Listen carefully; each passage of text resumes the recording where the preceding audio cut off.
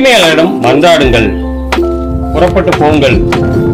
ஓநாய்களிடையே ஆட்டுக்குட்டிகளை அனுப்புவது போல் உங்களை நான் அனுப்புகிறேன். பணப்பையோ வேறு பையோ மிதியடிகளோ எதுவும் நீங்கள் எடுத்துச் செல்ல வேண்டாம். வழியில் எவருக்கும் வணக்கம் செலுத்த வேண்டாம். நீங்கள் எந்த வீட்டுக்குள் சென்றாலும் இந்த வீட்டுக்கு அமைதி உண்டாகுக என முதலில் கூறுங்கள்.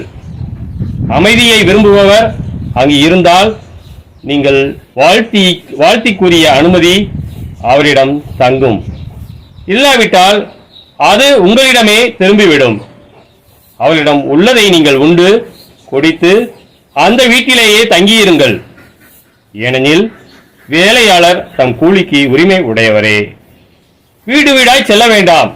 நீங்கள் செல்லும் ஊரில் உங்களை ஏற்றுக்கொண்டால் உங்களுக்கு பரிமாறுவதை உண்ணுங்கள்.